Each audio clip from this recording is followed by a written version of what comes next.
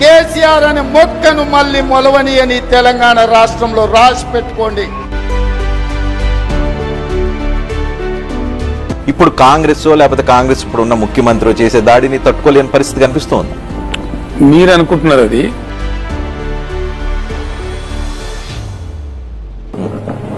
నేను దాన్ని అసలు లెక్క కూడా చేయట్లేదు. అసలు లెక్కలోకి తీసుకోవాల్సిన అంశమే కాదు అది.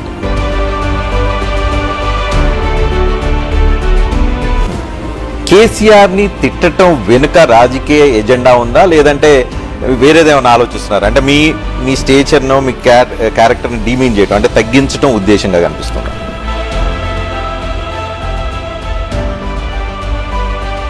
నేను ఒక మాట డెఫినెట్గా చెప్తాను Rajinikanth garu. KCR is history of Telangana. Nobody can wipe it of.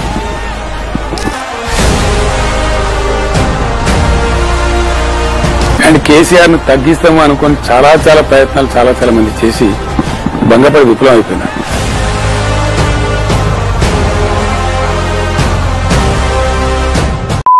Telangana రాజకీయాలు ఎప్పుడూ ప్రత్యేకంగానే ఉంటాయి. ముఖ్యంగా సవాళ్లు ప్రతి సవాళ్ళ విషయంలోనైతే తెలంగాణ రాజకీయ నాయకుల్ని ఎవరూ అధిగమించలేరు. కానీ చాలా కాలంగా తెలంగాణలో రాజకీయాలు చాలా స్తబ్దుగా అనిపిస్తున్నాయి. తెలంగాణలో కాంగ్రెస్ పార్టీ అధికారంలోకి వచ్చి ఏడాది దాటింది. ఈ ఏడాదిలో చాలా రాజకీయ సంచలనాలు జరిగాయి. కాళేశ్వరం ప్రాజెక్టు విషయంలో విచారణ జరుగుతుంది. ఫోన్ ట్యాపింగ్ విషయంలో విచారణ జరుగుతుంది. రీసెంట్ గా కేటీఆర్ టార్గెట్ గా ఫార్ములా ఈ రేసింగ్ కి సంబంధించిన విషయం మీద కూడా విచారణ జరుగుతూనే బీఆర్ఎస్ పార్టీని ఇరుకున పెట్టేలా ఇంత జరుగుతున్నా పార్టీ అధినేత మాజీ ముఖ్యమంత్రి ప్రధాన ప్రతిపక్ష నేత అయిన కల్వకుంట్ల చంద్రశేఖరరావు గారు మాత్రం ఫామ్ హౌస్ కి పరిమితమయ్యారు. గతంలో లోక్సభ ఎన్నికల సందర్భంగా ఆయన చేసిన బస్సు యాత్ర తప్ప మరే సందర్భంలోనూ ఆయన ప్రత్యక్ష రాజకీయాల్లో క్రియాశీలకంగా వ్యవహరించింది లేదు. తెలంగాణలో ప్రతిపక్ష నేతగా ఉన్న ఆయన గత సంవత్సర కాలంగా ఒకే ఒక్కసారి అసెంబ్లీకి వచ్చారు. కేసీఆర్ గారు యాక్టివ్ కావాలని అసెంబ్లీలో చర్చల్లో పాల్గొనాలని కాంగ్రెస్ పార్టీ కూడా విమర్శలు చేస్తూనే ఉంది. అయినా కేసీఆర్ గారు మాత్రం పొలిటికల్ సైలెన్స్ పాటిస్తూనే ఉన్నారు. కాబట్టి అధికారం దూరమైనప్పటి నుంచి కేసీఆర్ గారి రాజకీయ ప్రయాణం ఎలా సాగింది, అసలు కేసీఆర్ గారు రాజకీయ మౌనం ఎందుకు పాటిస్తున్నారు, కేసీఆర్ గారి పొలిటికల్ సైలెన్స్ వెనుక ఎలాంటి వ్యూహం ఉంది, కేసీఆర్ గారు అనుసరిస్తున్న వ్యూహం వల్ల ఎవరికి నష్టం ఎవరికి లాభం, ఇలా ప్రతి ఒక్క విషయాన్ని మనం డీటెయిల్ గా లోతుకు వెళ్ళి చూద్దాం.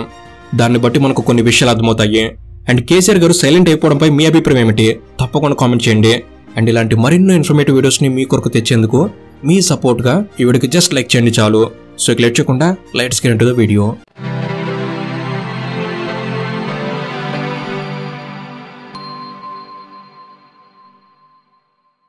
వీడియోని కొనసాగించే ముందు ఒక వాల్యుబుల్ ఇన్ఫర్మేషన్ మీకోసం. మీరు గూగుల్కి వెళ్ళి టాప్ ట్రెండింగ్ జాబ్స్ ఇన్ 2025 అని సెర్చ్ చేసినట్లయితే మీకు ఫస్ట్ ప్లేస్ లో డేటా సైన్స్ అనేది కనిపిస్తుంది. అంటే అర్థం చేసుకోవచ్చు ప్రస్తుతం డేటా సైన్స్ కి ఎంత డిమాండ్ ఉంది అనేది. మీ కెరీర్ వైజ్ లేదా మంచి జాబ్ కోసం మీరు డేటా సైన్స్ నేర్చుకోవాలి అనుకున్నా, డేటా సైన్స్ లో ప్రొఫెషనల్ అవ్వాలి అనుకున్నా అందుకు ఓడిన్ స్కూల్ అనేది బెస్ట్ ఆప్షన్ గా ఉంది. ఓడిన్ స్కూల్లోని ఈ డేటా సైన్స్ కోర్సెస్ అనేవి ఒక లైవ్ ఇన్స్ట్రక్టర్ ఎల్ఈడి కోర్స్. ఈ కోర్సు ద్వారా మీరు డేటా సైన్స్ లో ఒక స్కిల్ లో ప్రొఫెషనల్ అవ్వచ్చు. ఈ కోర్సులో project based learning, personalised mentorship, live weekend classes and recorded lecturers అన్ని ఉన్నాయి. అంతేకాదు ఓడిన్ స్కూల్ వారికి గూగుల్, ఇన్ఫోసిస్, ఐబిఎం ఇలాంటి మరెన్నో 500+ హైరింగ్ ఆర్గనైజేషన్స్ తో పార్ట్నర్షిప్ ఉంది. ప్రస్తుతం వీరు ఈ కోర్సుపై ఎర్లీ బర్డ్ ఆఫర్ కింద ఫస్ట్ 100 మెంబర్స్ కి 10,000 డిస్కౌంట్ ఇస్తున్నారు. అంతేకాదు మీరు ఫీజు మొత్తాన్ని ఒకేసారి పే చేయాల్సిన అవసరం కూడా లేదు. మీ ఫీజు అమౌంట్ ని 3 to 12 months లో నో కాస్ట్ ఈఎంఐ కూడా పే చేసుకోవచ్చు. అప్కమింగ్ కోహర్ట్ అనేది 22 February 2025 నుంచి మొదలవబోతుంది. డేటా సైన్స్ నేర్చుకోవాలి అనుకునేవారు కింద డిస్క్రిప్షన్ లోనో కామెంట్ సెక్షన్ లోనో లింక్ ద్వారా వెళ్లి మీ డీటెయిల్స్ ఇచ్చి ఫామ్ ఫిల్ చేస్తే చాలు. ఓడిన్ స్కూల్ వారే మీకు కాల్ చేసి అన్ని విషయాలని డీటెయిల్ గా ఎక్స్ప్లెయిన్ చేస్తారు. అలాగే మీకున్న అన్ని డౌట్స్ ని మీరు అడిగితే వారే క్లియర్ చేస్తారు. So links in description. Use this benefit. 2023 డిసెంబర్లో జరిగిన తెలంగాణ అసెంబ్లీ ఎన్నికలు బీఆర్ఎస్ పార్టీని అధికారానికి దూరం చేస్తే కేసీఆర్ గారిని మాత్రం ప్రజా జీవితం నుంచి కాస్త దూరమయ్యేలా చేశాయి. 2023లో జరిగిన అసెంబ్లీ ఎన్నికల కన్నా ముందు ఏకంగా జాతీయ రాజకీయాల్లో బీఆర్ఎస్ చక్రం తిప్పబోతున్నట్టు ప్రకటించారు. థర్డ్ ఫ్రంట్ కి తానే నాయకుణ్ణి అంటూ దేశవ్యాప్తంగా వివిధ రాజకీయ పార్టీల నాయకులతో చర్చలు, సంప్రదింపులు జరిపారు. తెలంగాణ రాష్ట్ర సమితి అనే తన పార్టీ పేరును సైతం జాతీయ రాజకీయాలకు తగ్గట్టుగా భారత రాష్ట్ర సమితి అని మార్చి తన రాజకీయ నిర్ణయాలతో, రాజకీయ కార్యకలాపాలతో దేశవ్యాప్తంగా చాలా పెద్ద రాజకీయ చర్చకు కేసీఆర్ గారు కారణమయ్యారు. కానీ తానొకటి తలిస్తే దైవం ఒకటి తలిచినట్టు 2023 అసెంబ్లీ ఎన్నికల్లో తెలంగాణలో బీఆర్ఎస్ పార్టీ అధికారాన్ని నిలబెట్టుకోలేకపోయింది. కాంగ్రెస్ పార్టీ అధికారంలోకి వచ్చింది. 10 ఏళ్లు రాష్ట్రానికి ముఖ్యమంత్రిగా ఉన్న కేసీఆర్ గారి స్థానాన్ని రేవంత్ రెడ్డి గారు భర్తీ చేశారు. కానీ ఎన్నికల ఫలితాలు వచ్చిన కొన్ని రోజుల్లోనే పార్టీ నాయకులు ఓటమి నైరాశ్యంలో ఉన్న సమయంలోనే 2023 డిసెంబర్ 8న కేసీఆర్ గారు బాత్రూంలో జారి పడడంతో ఆయన తొంటి ఎముకకు గాయమైంది.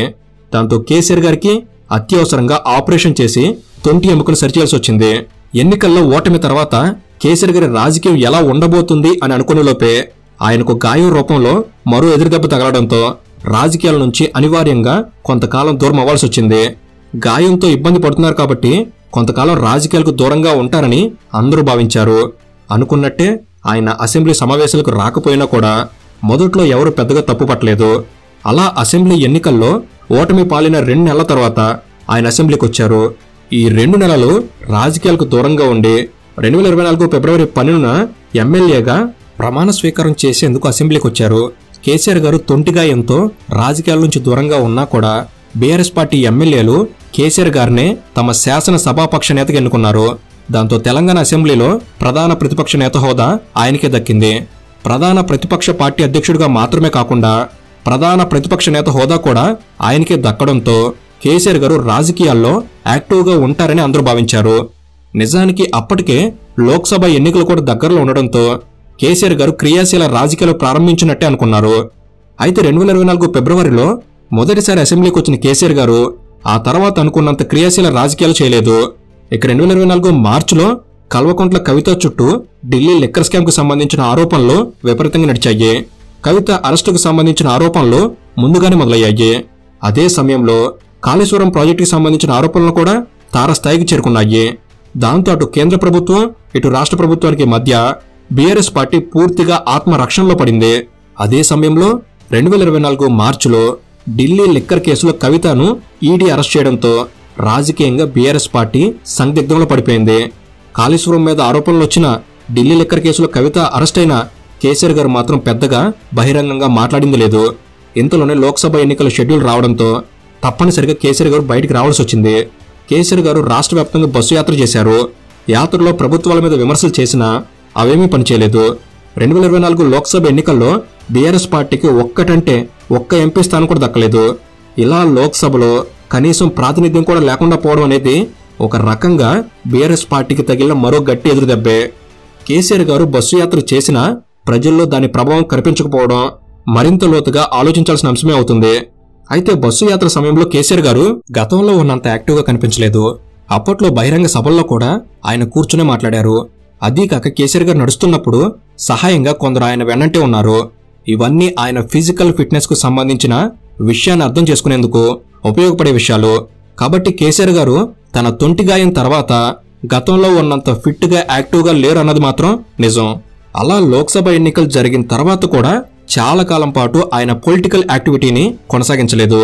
దాంతో కాంగ్రెస్ పార్టీ నాయకులు ముఖ్యమంత్రి రేవంత్ రెడ్డి గారు సైతం చాలాసార్లు అసెంబ్లీకి రానప్పుడు పదవి ఎందుకు అని విమర్శించిన సందర్భాలు కూడా ఉన్నాయి. అయినా కేసీఆర్ గారు మాత్రం చాలా కాలంగా రాజకీయాల నుంచి దూరంగా ఉంటూనే వస్తున్నారు. గతంలో జరిగిన పార్టీ ఎమ్మెల్యేల సమావేశం కూడా ఎర్రవెల్లి ఫామ్ హౌస్ లోనే జరిగింది. ముఖ్య నాయకులకు ఆయన ఫామ్ హౌస్ లోనే అపాయింట్మెంట్ ఇస్తూ వస్తున్నారు. కవిత బెయిల్ మీద విడుదలైన సందర్భంలో కూడా కవిత కేసీఆర్ ను కలిసేందుకు ఫామ్ హౌస్ కు వెళ్లాల్సి వచ్చింది. 2025 జనవరి 31న జరిగిన గజ్వేల్ కార్యకర్తలతో సమావేశం కూడా ఫామ్ హౌస్ లోనే జరిగింది. ఇలా గత కొంతకాలంగా ఫామ్ హౌస్ లో ఉంటూ ప్రధాన ప్రతిపక్ష నేతగా అసెంబ్లీకి క్రియాశీల రాజకీయాలకు దూరంగా ఉంటూ వస్తున్నారు. కేసీఆర్ గారు ఇలా రాజకీయాలకు దూరంగా ఉండడానికి చాలానే కారణాలు ఉన్నాయి. ముఖ్యంగా ఆయనకైన తొంటి గాయం ఆయన్ను రాజకీయాల నుంచి దూరమయ్యేలా చేసింది. కానీ గాయమై సంవత్సరం దాటిపోయింది. కాబట్టి కేసీఆర్ గారు క్రియాశీల రాజకీయాలు చేయకపోవడానికి ఇప్పటికీ గాయాన్ని కారణంగా చూపించలేం. అయితే కేసీఆర్ గారిని రాజకీయాల నుంచి దూరం చేసిన విషయాల్లో ప్రధానమైనది కవిత అరెస్ట్. కల్వకుంట్ల కవితను ఢిల్లీ లిక్కర్ కేసులో అరెస్ట్ చేయడం, ఢిల్లీ తీహార్ జైల్లో ఉంచడం, ఆమె మీద దేశవ్యాప్తంగా వచ్చిన అవినీతి ఆరోపణలు ఇవన్నీ కేసీఆర్ గారిని మానసికంగా చాలా కొంగదీశాయి. ఈ విషయాన్ని కేసీఆర్ గారి స్వయంగా అంగీకరించారు. గతంలో పార్టీ ఎమ్మెల్యేలతో జరిగిన సమావేశంలో కూతురు అరెస్ట్ అయి జైల్లో ఉంటే ఏ తండ్రికి మాత్రం బాధగా ఉండదు అని స్వయంగా కేసీఆర్ గారే ఈ ఆసక్తికర వ్యాఖ్యలు చేశారు. దాంతో కవిత అరెస్టు విషయంలో కేసీఆర్ గారు ఎంతలా కృంగిపోయారో అర్థం చేసుకోవచ్చు. కేసీఆర్ గారు రాజకీయంగా క్రియాశీలకంగా లేకపోవడానికి కవిత అరెస్టు కూడా కారణమే. అయితే కవిత జైలు నుంచి విడుదలై చాలా కాలమైంది. కాబట్టి కేసీఆర్ గారు క్రియాశీల రాజకీయాలు చేయకపోవడానికి కవిత అరెస్టు కాకుండా మరికొన్ని కారణాలు కూడా ఉన్నాయి. ఇక్కడ ప్రధానంగా మాట్లాడుకోవాల్సింది కేసీఆర్ గారి రాజకీయ వ్యవహార శైలి. అవునన్నా కాదన్నా కేసీఆర్ గారికి మాత్రం రాజకీయంగా తెలంగాణలో ఎవరికీ లేని ట్రాక్ రికార్డ్ అనేది ఉంది. ఆయన వయస్సు, రాజకీయాల్లో ఆయన అనుభవం, తెలంగాణ ఉద్యమంలో ఆయన పోషించిన పాత్ర, రాష్ట్రం ఏర్పడిన తర్వాత 10 ఏళ్లు ముఖ్యమంత్రిగా పనిచేసిన అనుభవం, రాష్ట్రంలో ఆయన నడిపిన రాజకీయం, హేమీ రాజకీయ నాయకులను సైతం తన కింద పనిచేసేలా చేసుకున్న అనుభవం, జాతీయ స్థాయిలో ఆయనకున్న గుర్తింపు, పరిచయాలు, ఇవన్నీ ఆయన్ని తెలంగాణ రాజకీయ శిఖరం అంచు నిలబెట్టే అనేది వాస్తవం. కాబట్టి ఈ స్థాయి అనుభవం, గుర్తింపు ఉన్న నాయకుడు రాజకీయాలు చేయాలి అంటే ఆయన స్థాయికి తగ్గ నాయకుడు కూడా ఉండాలి. ప్రస్తుతం కేసీఆర్ స్థాయికి తగ్గ నాయకుడు తెలంగాణలో మరొకరు లేరు. ముఖ్యమంత్రిగా ఉన్న రేవంత్ రెడ్డి గారికి కూడా తనదైన ట్రాక్ రికార్డు ఉండొచ్చు, కానీ కేసీఆర్ స్థాయిని మ్యాచ్ చేసేంత నాయకుడు రేవంత్ రెడ్డి గారు కాదు. అలాంటప్పుడు తన స్థాయికి తగ్గ నాయకుడు అవతల పక్షంలో లేనప్పుడు కేసీఆర్ గారు రాజకీయాలు చేస్తూ విమర్శల పాలు కావడం కన్నా సైలెంట్ గా ఉండటం మంచిది అని నిర్ణయానికి వచ్చారు. అదీ కాక ముఖ్యమంత్రి రేవంత్ రెడ్డి గారి పట్ల విపరీతమైన వ్యతిరేకతతో ఉండే ఆయన రేవంత్ రెడ్డి గారిని ముఖ్యమంత్రిగా ఎదుర్కోవడం ఇష్టం లేక కూడా ఆయన క్రియాశీల రాజకీయాల నుంచి దూరంగా ఉన్నారని రాజకీయ విశ్లేషకులు అంచనా వేస్తున్నారు. ఈ అంచనాలకు ఆధారం లేకపోవచ్చు, కానీ గతంలో అధికారంలో ఉన్నప్పుడు కేసీఆర్ గారి వ్యవహార శైలి, ఆయన ప్రవర్తన చూస్తే ఈ విషయాలు అర్థమవుతాయి. కేసీఆర్ గారు రాష్ట్రంలో ఉన్న ఇతర రాజకీయ నాయకుల పట్ల చాలా చులకన భావంతో ఉండేవారు. ఆయన ప్రెస్ మీట్లు, సభల్లో ఇతర పార్టీల నాయకులను విమర్శించిన తీరును పరిశీలిస్తే ఈ విషయం అర్థమవుతుంది. కాబట్టి కేసీఆర్ గారు తనను తాను చాలా గొప్ప నాయకుడిగా ఊహించుకుంటూ ఉంటారు. దానిలో ఎలాంటి తప్పు లేదు. కాబట్టి ఎప్పుడైతే ఒక నాయకుడు తనను తాను అందరికన్నా ఎక్కువగా ఊహించుకుంటాడో ఆ నాయకుడికి ఓటమి ఎదురై అధికారం దూరమైనప్పుడు తనకన్నా తక్కువ స్థాయి ఉన్న నాయకులతో రాజకీయం చేయలేరు. కేసీఆర్ గారి విషయంలో ఇదే జరుగుతుంది. కాబట్టి క్రియాశీల రాజకీయాల్లో ఉంటూ అసెంబ్లీ సమావేశాలకు హాజరైతే తనకన్నా తక్కువ స్థాయి ఉన్నవారితో మాటలు పడాల్సి వస్తుంది.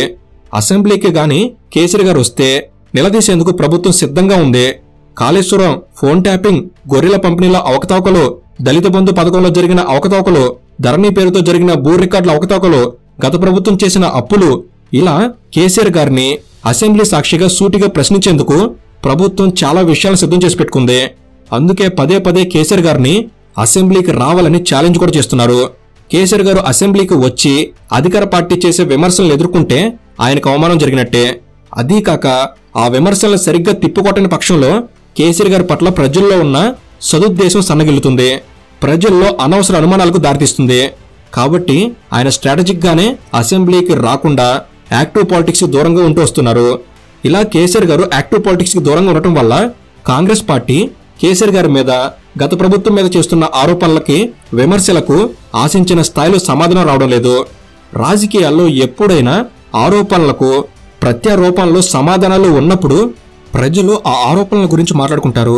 అలా మాట్లాడుకోవడం వల్ల ప్రజల్లో ఆలోచన మొదలవుతుంది. ఎవరి ఆరోపణలో హేతుబద్ధత ఉంది అనేది ప్రజలు నిర్ణయించుకుంటారు. అదే ప్రతిసారి ఆరోపణలు చేస్తూ ఉంటే అవతల పక్షం నుంచి ఎటువంటి స్పందన రాకపోతే ఆ ఆరోపణల గురించి ఎవరు పట్టించుకోరు. పైగా ఆరోపిస్తున్న వారి మీద ఒక రకమైన విసుగు కలుగుతుంది. మౌనంగా ఉంటూ ఆరోపణలు ఎదుర్కొంటున్న వారి మీద సానుభూతి ఏర్పడుతుంది. కేసీఆర్ గారు పొలిటికల్ సైలెన్స్ పాటించడం వల్ల ప్రభుత్వం చేస్తున్న ఆరోపణల్ని, విమర్శల్ని ప్రజలు పెద్దగా పట్టించుకోవడం లేదు. పైగా కేసీఆర్ గారి మీద సానుభూతి కూడా ఎక్కువ అవుతుంది. ఇక్కడ గుర్తుంచుకోవాల్సిన ముఖ్యమైన అంశం మరొకటి ఉంది. అదేంటంటే కేసీఆర్ గారు జాతీయ స్థాయిలో చక్రం తిప్పాలని ప్రయత్నాలు చేశారు. మరి జాతీయ స్థాయిలో చక్రం తిప్పే ప్రయత్నం చేసిన నాయకుడు సొంత రాష్ట్రంలో అధికారం కోల్పోతే ఆ ఓటమి రాజకీయంగా చాలా ప్రభావం చూపిస్తుంది. కాబట్టి ఆయన క్రియాశీల రాజకీయాలకు దూరం కావడానికి అది కూడా కారణమై ఉండొచ్చు. ఇక బీఆర్ఎస్ పార్టీ అధ్యక్షుడిగా, ప్రధాన ప్రతిపక్ష నాయకుడిగా కష్టకాలంలో పార్టీ బాధ్యతలు మోయాల్సిన అవసరం కేసీఆర్ గారి మీద ఉంది. కానీ కేసీఆర్ గారికి అదృష్టవశాత్తు కేటీఆర్, హరీష్ రావు లాంటి వారి రూపంలో పార్టీ బాధ్యతలను మోసేందుకు తన సొంత కుటుంబం నుంచి 2 నాయకులు ఉన్నారు. పార్టీలో వీరికున్న ప్రాధాన్యత, అధికారంలో ఉన్నప్పుడు వారు పోషించిన పాత్ర, వారి అనుభవం, ఇవన్నీ కేటీఆర్, హరీష్ రావులను మంచి నాయకులుగా తీర్చిదిద్దాయి. కాబట్టి కేసీఆర్ గారు యాక్టివ్గా లేని లోటుని భర్తీ చేసేందుకు వీరు ఉపయోగపడుతున్నారు. కాబట్టి పార్టీ బాధ్యతల గురించి పెద్దగా ఆలోచించాల్సిన అవసరం కేసీఆర్ గారికి లేకుండా పోయింది. పార్టీ మీద ఆలోచన లేదు కాబట్టి ఆయన ఫామ్ హౌస్ కి పరిమితం అయ్యి క్రియాశీల రాజకీయాలకు దూరంగా ఉంటూ వస్తున్నారు. దీనివల్ల కేటీఆర్ ని భవిష్యత్ నాయకుడిగా తీర్చిదిద్దే అవకాశం కూడా ఉంటుంది. పార్టీలో కేటీఆర్ గారికి మరింత క్రియాశీలంగా పనిచేసే అవకాశం దక్కింది. దానివల్ల కేటీఆర్ పొలిటికల్ కెరీర్ స్ట్రాంగ్ అవుతుంది. అయితే ఎన్నికలు జరిగి కేవలం 13 నెలలు అయ్యింది. ఇంకా మళ్లీ ఎన్నికలు జరగడానికి దాదాపుగా 4 సంవత్సరాల సమయం ఉంది. కాబట్టి కేసీఆర్ గారు తన సుదీర్ఘ రాజకీయ జీవితం నుంచి కొంత బ్రేక్ తీసుకుని ఉండొచ్చు. కాబట్టి ఇప్పటికైతే పొలిటికల్ గా యాక్టివ్ గా లేకపోవచ్చు, కానీ భవిష్యత్తులో కూడా ఇలానే పొలిటికల్ సైలెన్స్ పాటిస్తారని చెప్పలేం. జనవరి 31న జరిగిన కార్యకర్తల సమావేశంలో కేసీఆర్ గారు చాలా ఆసక్తికర వ్యాఖ్యలు చేశారు. నేను కొడితే మామూలుగా ఉండదు అని కేసీఆర్ గారు చేసిన వ్యాఖ్యలు ఒక్కసారిగా హాట్ టాపిక్ అయ్యాయి. దాంతోపాటు ఫిబ్రవరి నెల ఆఖరులో భారీ బహిరంగ సభ పెట్టబోతున్నట్లు కూడా ప్రకటించారు. కాబట్టి భవిష్యత్తులో పొలిటికల్ గా యాక్టివ్ అయ్యేందుకు కేసీఆర్ గారు కూడా సిద్ధంగా ఉన్నట్టు అనిపిస్తుంది. కాబట్టి కేసీఆర్ గారు క్రియాశీల రాజకీయాలు మొదలు పెడితే కేసీఆర్ గారు గత సంవత్సర కాలంగా విశ్రాంతి తీసుకున్నారని భావించాలి, కానీ రాజకీయాలకు దూరం అయ్యారని భావించడానికి లేదు. సో ఇది ఫ్రెండ్స్, ఈ వీడియో అనేది మీరు కొన్ని కొత్త విషయాలు తెలుసుకోవడంలో ఎంతో కొంత ఉపయోగపడిందని నేను భావిస్తున్నాను. అండ్ మీరు కూడా తప్పకుండా మీ అభిప్రాయాన్ని చెప్పండి. కేసీఆర్ గారు సైలెంట్గా ఉండటం వెనక మీకు అనిపిస్తున్న కారణం ఏమిటి తప్పకుండా కామెంట్స్లో తెలపండి. అండ్ ఇలాంటి మరెన్నో ఇన్ఫర్మేటివ్ వీడియోస్ అనేవి ఇక్కడ నుంచి వెంటనే రాబోతున్నాయి. అవన్నీ మీ వరకు చేరేందుకు తప్పకుండా మన తెలుగు నాలెడ్జ్ సబ్స్క్రైబ్ చేసుకుని బెల్ని ఆల్లో పెట్టుకోండి. Thank you for watching. Have a good day.